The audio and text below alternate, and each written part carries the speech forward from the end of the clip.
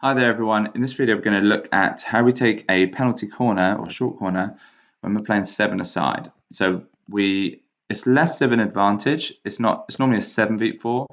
Now it's a 5v4, so it's not the best overload situation, but that situation is likely to remain constant for quite a while because the other two players in their team, these two red ones right at the bottom of the screen here, have to run from the other circle. So you've probably got about 30 seconds, well, no, it's not that much, about 15 seconds to make that overload count. Now, three things really. So injection, if you can do a good injection, do it. If you can't, slap it. And we're going to receive open side. So we're just going to receive it ourselves, the striker. You're going to make sure it comes outside and touch it in and just a straight shot. Okay, so that's my least favorite. In fact, I'd rather us not do that, but that's an option number one. Now, first of all, let's set out the defenders. So what normally happens is someone runs 1 and someone runs 2.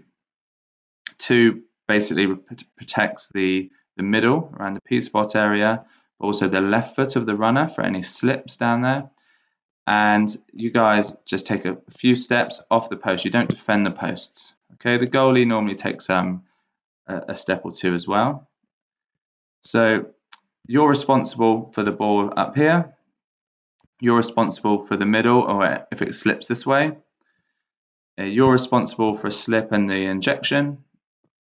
And, if the ball does come, if the ball does eventually come out to this player here, then obviously we would all step and try to, make sure it's not coming in. Okay, so we all moved and follow the direction of the ball when defending. Okay. So that bit said. So I'm just going to leave those there. So my two favorites are you receive it open, you commit this player, and you've got to be wide enough that this player is never going to get the ball. Okay, so if you come in here, this is done. This short corner is ruined. So you must stay super wide. Okay, so then the ball, you receive it open, so it's gone there. Now, the really important thing is as soon as the ball is played from the injector, you can all move. So as soon as it's played here, we know it's coming out wide. So this could be our option 3, or we'll come up with some cool code names for it. This player, you're just going to make a leading run like this, and your job is to catch their eyes and run the baseline. Okay. So we've got it here. It's come out wide.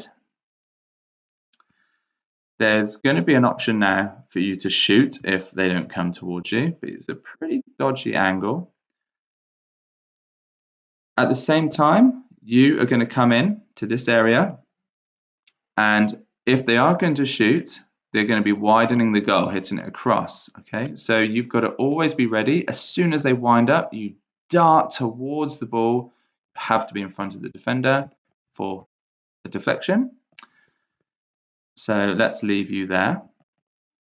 Now, obviously, the ball is shifted, so this player is likely to come here. If this person hasn't seen, because you've run behind them, that's really important. You must go behind, not in front, because then they can see. They'll probably come to this sort of area, and you've just got to judge it. How wide do you need to come? You slip it down their left, and again, we can get it into this area. And as soon as you make that slip, obviously, you're going to make a nice arcing run in here as well. So we're looking to get the ball to this situation, either across deflection, or can we get it high to get it back in to get that shot. So obviously you're not going to be a spectator, but your job, because we know it's going right, is more of a second wave. So when it comes in, we're trying to get it in. So can you get a second rebound? And likewise, this player here, you might think as you've passed it wide, you can come in, or if you've given them a bit of a dodgy pass, think about coming out to give a option number 3, a get out of jail. So this person, when it comes wide, make sure you are wide. You've got option 1 to hit across the goal, looking for a deflection to the injector. You've got to slip down the left foot high so we can get the ball in. or if you've put under too much pressure, you've had a really bad touch, you should have a get out of jail card, and then it's just down to the rest of you guys to make intelligent leads to help the centre back out. Okay, so let's go over another one. So it doesn't matter who the players are, by the way. I should have said that as well. Like position wise, so just ignore the letters completely. Now the next one is a slip left. Okay, so I don't really like the straight shot. I will come back to that actually in a minute, so let's just move that one back. So we receive it open. You could even open your body to pass it to the right, but you slip it under your arm. And again, you have to be wide. If you're not wide, his strong stick could get this. Okay, so put a little bit disguise if you think you need to, or a little lifted pass. Now, normally what will happen is this person's probably beaten, so this person will come to the ball. Oh, it's gone left, so now you need to arc your run, like we did in training, and then look as soon as you have that eye contact, go. So it's come to the top. You can start arcing. It's gone left, so you can really start to arc. As soon as they're winding up, you run towards the ball, looking for a deflection. Now remember, a deflection needs to be by the front post. If you do it by the back post, you're just going to deflect it wide.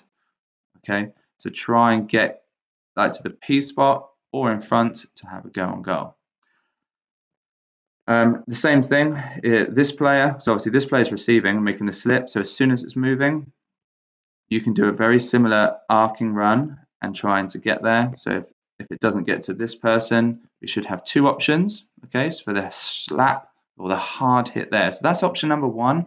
Can we hit it across here to get a forehand deflection?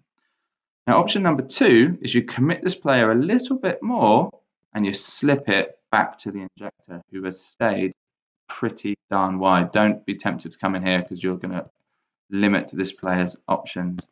So we slip it there, and then from there we can hit it across for a deflection. You can carry it and just try and find a player, but ideally receive it open and look for it. Just don't even look at the player, just smash it across. And your job is, as they're about to hit, run towards it, get in front of any defenders that may be there. And there we go. So we slip it right to get it high to back in, or we slip it right to smash it across for a deflection. We slip it left to go high and then in, or we slip it left to smash it across for the deflection. But the key is, I'll say it one more time, is the arcing run.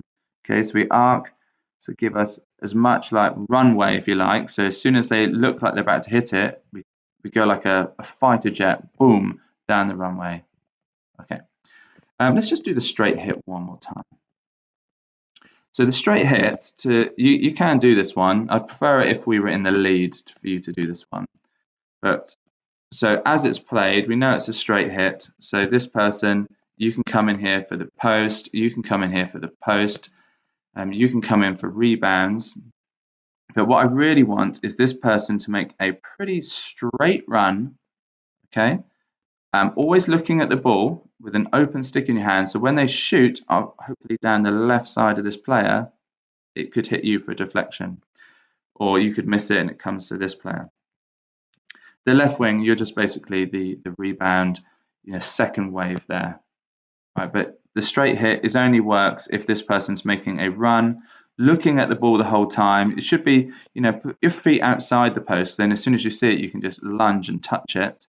And score. So I don't mind the straight hit if it's done like that, but just don't rely on this person to score from the top of the D against 4 players. It's just unrealistic at this age. Okay, penalty corners. Let's get practice in. Let's make them look good.